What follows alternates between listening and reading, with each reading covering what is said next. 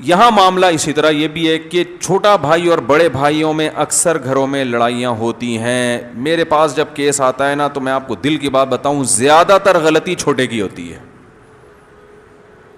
اول نظر میں بڑا غلط ہوتا ہے, ظلم کر رہا ہوتا ہے, لیکن اس ظلم کی وجہ کون بنتا ہے؟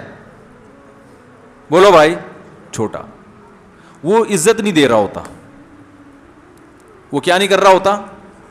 مثال کے چھوٹے کے پاس زیادہ پیسہ آ گیا, وہ بار بار فنٹر بن کے نا گھر میں چیزیں لا کے دے رہا ہے, اے بھائی یہ لو, کس کو پیسے چاہیے, فروٹ چاہیے, یہ لو. بڑے کو نا ایک لاشعوری طور پر احساس ہوتا ہے کہ یار یہ مجھ سے آگے نکل رہا ہے, تو آپ خود موقع دے رہے ہو اس کے دل میں اپنی نفرت پیدا کرنے کا. یہ بہت احتیاط سے چلنا ہوتا ہے کہ بڑے کو آپ نے یہ احساس دلانا ہے کہ بڑا تو ہی ہے. صحیح ہے نا؟ جس کو اللہ نے ایک دفعہ بڑا بنا دیا نا, تو آپ نے اس کو ہمیشہ یہ احساس دلاتے رہنا ہے کہ آپ ہی بڑے ہو.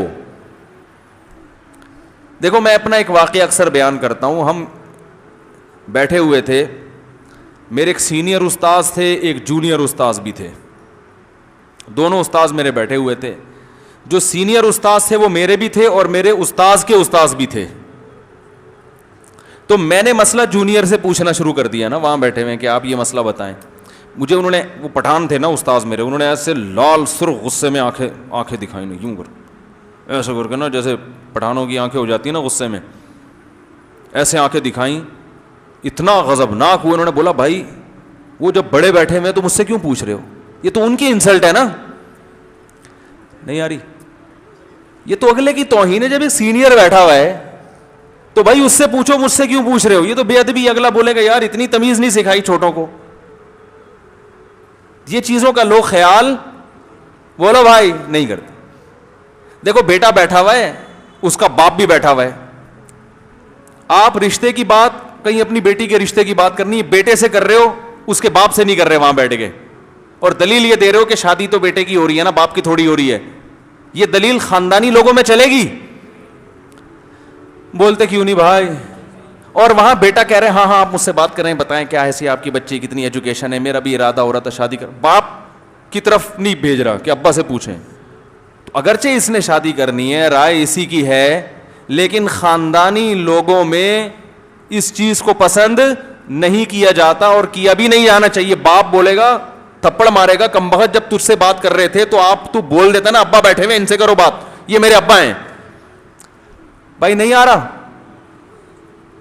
اگر چھپڑ میں کر رہا ہو تو ایک الگ بات ہے, ابا کو پتہ ہی نہیں ہے کہ پہلے سیٹنگ ویٹنگ پوری ہو جائے پھر ابا کی طرف جائیں گے. ٹھیک, باپ موجود ہے, بیٹھا ہوا ہے, بیٹے کے سامنے کسی نے بات کی اور بیٹا خود دلچسپی لے رہا ہے, تو ایسی صورت میں باپ کے دل میں بیٹے کے خلاف, اس بندے کے خلاف تو نہیں ہوگی, بیٹے کے خلاف نفرت پیدا ہوگی کہ اس بیٹے کو اس موقع پہ یہ چاہیے تھا کہ یہ کہتا بھائی میرے والد صاحب بیٹھے ہیں, آپ ان سے بات کریں, یہ میرے بڑے ہیں. اب باپ سے بات نہیں کی, ڈائریکٹ باپ وہاں بیٹھا ہوا ہے, بچے سے بات ہو رہی, بچہ دلچسپی لے رہا, اچھا میں آپ کو بتاؤں گا, گھر میں مشورہ کر کے بتاؤں گا, آپ میں ابو سے مشورہ کر کے بتاؤں گا بعد میں. چلو یہ بھی غنیمت ہے, اتنا بول دیا, اتنا بھی نہیں بول رہے ہوتے. اب باپ کے دل میں جب نفرت پیدا ہوتی ہے نا تو یاد رکھیں, پھر بڑا جب بیٹا بیٹھ جاؤ, جب ایک دفعہ نفرت پیدا ہوتی ہے تو پھر وہ نفرت نکلتی کسی اور طریقے سے ہے. وہ اس طرح نہیں ہوگی کہ وہ کہے گا یہ جب بات کر رہا تھا تو اس نے مجھے نہیں سمجھایا, بڑا نہیں, وہ پھر وہ دل میں لے کے بیٹھ جاتا ہے. پھر وہ آپ سے کوئی کام کہا, آپ 5 منٹ لیٹ ہو گئے تو وہ غصہ وہاں اتار رہا ہوتا ہے کہ یار یہ کم بخت ٹائم پہ کام نہیں کرتا. آپ کہتے ہو یار ابا 5 منٹ لیٹ پر اتنے غصہ, ابا پھر یہ نہیں کہیں گے تو نے یہ کیا تھا, یا وہ دل میں بات جب بیٹھتی ہے تو نکلتی کسی اور اسٹائل میں ہے. یہ بڑے کی فطرت ہے, یہ کسی اور اسٹائل میں نکل رہی ہوتی ہے. وہ چھوٹی چھوٹی غلطیوں کو بڑا بنا کے پیش کر رہا ہوتا ہے. پھر آپ اور الجھن گئے, یار ابا میرے دماغ خراب ہے ان کا, میرا خیال ہے ابا پتہ نہیں دماغ ان کا کیا ہو گیا, جیسے جیسے ان کا بڑھاپا آ رہا ہے یہ عجیب عجیب باتیں کر رہے ہیں. 5 منٹ لیٹ ہو گیا تو انہوں نے طوفان کھڑا کر دیا ہے. تو یہی چیز, یہ حالانکہ وہ مسئلہ کیا تھا, اس کے دل میں جو ایک شیطان نے باپ کے دل میں وسوسہ ڈالا, وہ یہ ڈال دیا کہ یہ میری عزت نہیں کرتا. اب وہ کسی اور طریقے سے نفرت نکلے گی, اور وہ جس طریقے سے نکلے گی وہ آپ کی سمجھ میں نہیں آ رہی ہوگی, جس سے آپ کے دل میں اور نفرت پیدا, پھر اور بے ادبیاں, پھر وہ ایسی ایک کمپلیکیٹڈ سا مسئلہ بن جاتا ہے نا, پیچیدہ. پھر آپ کسی کو ثالث بنائیں گے, اس کی سمجھ میں ہی نہیں آئے گا ان کا پھڈا ہے کیا. ٹھیک ہے نا,